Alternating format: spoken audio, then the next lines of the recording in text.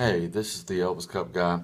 This video is about when I saw Elvis on Saturday, February 19th, 1977 at the Charlotte Douglas Municipal Airport. It was about 2 o'clock in the day, and I'd gone to work with my dad, and we decided to stop by the airport and watch some of the airplanes take off and land. They had a little area there.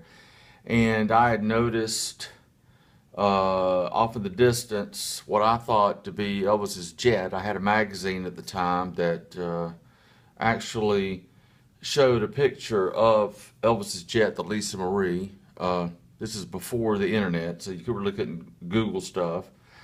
So I told my dad, hey, I think this Elvis's jet. I knew he would be in town soon, didn't know when, because he had concerts scheduled for Sunday night, February 20th, and Monday night, February 21st.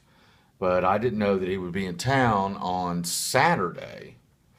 I didn't know if he even had a concert on Saturday night. So I did see his airplane, and I convinced my dad to drive around to the other side of the airport where it was kind of a private area, and I got under the fence and managed to get in beside the airplane and went around, opened the gate, and let him in, my dad, and a few other fans.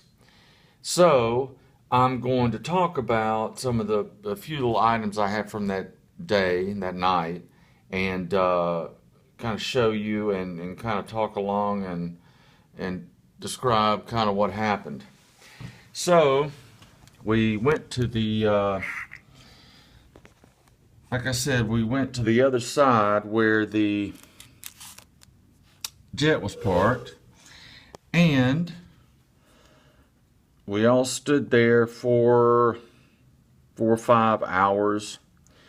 And during that time, it was, like I said, around 2 o'clock.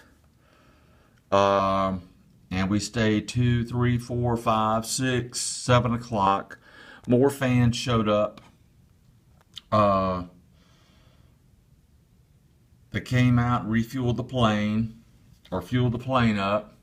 And at about 7:30, 8 o'clock, Elvis's a bus pulled up, and some of Elvis's band got out, and Elvis got out and walked up the steps and turned around and waved to everybody.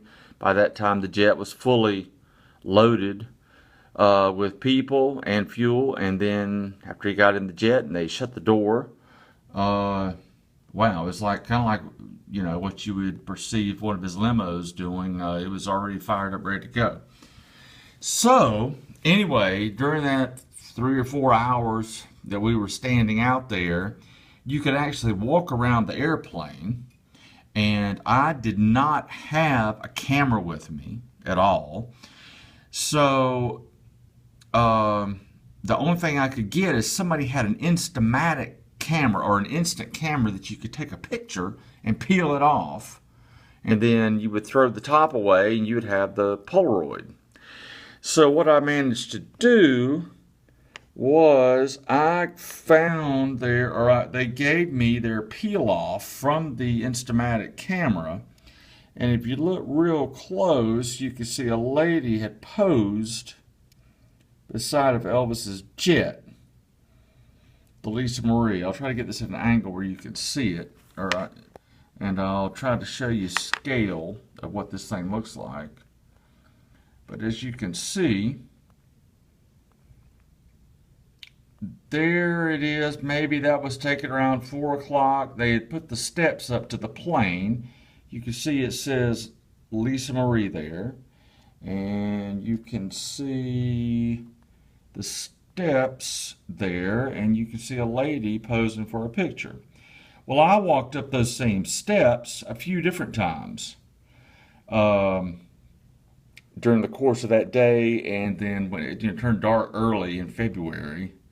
So there's Elvis's jet from that day. That was daylight. Well, what they did is around maybe 5 o'clock, 6 o'clock. Different vans pulled up. They opened up the door right there, and they went in and started doing, I guess, a pre-flight checklist. And the door was open. And by that time, there were maybe, I don't know, 20 or 30 people out there. So I was able to walk up the steps, and a few different people did it while the door was open, and stood inside of Elvis's jet.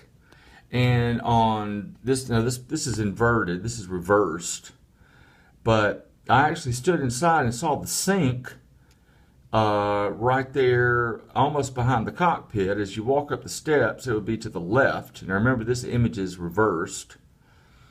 So, the main thing I remember was they had a pitcher, a glass pitcher, kind of like a big Kool-Aid pitcher, that had a big spoon in it, and they had mixed what looked like Tang or liquid. It didn't look thick like orange juice, but it looked like some kind of concentrate, and they made, I guess, orange juice. So that's the main thing I remembered that was sitting at that sink when I walked in. I didn't have the nerve to walk on into the jet, and I don't think anybody else did either.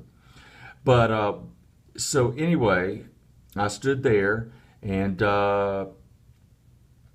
walked inside the jet, the entranceway to the jet.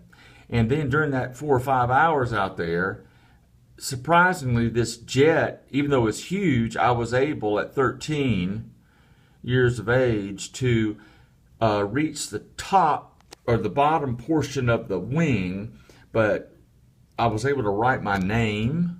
I think I wrote my address. I think I wrote my phone number. I wrote #1 Elvis fan, Wade Jones, all this kind of stuff. So Elvis was on the way from Charlotte to Johnson City, Tennessee to do a concert, and then he flew back. So anyway, about 7:30, 8 o'clock, after hanging out there all day, it was dark, 4 or 5 police cars pulled up, and they kind of blocked the area off where you couldn't get too close, and then some cars pulled up, and then a bus pulled up. Now, we kept thinking Elvis was in one of those cars, and everybody kept watching.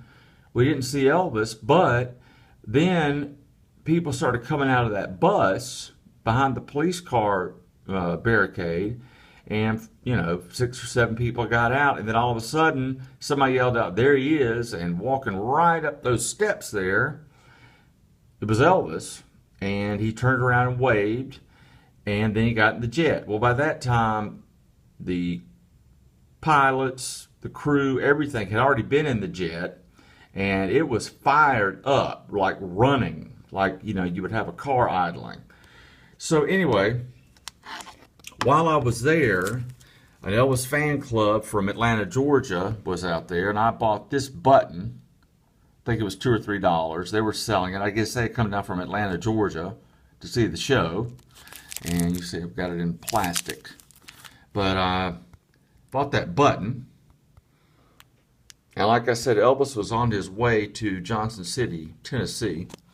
And then I've got a little photo album here. Here's Elvis actually getting onto the jet that night that I saw him.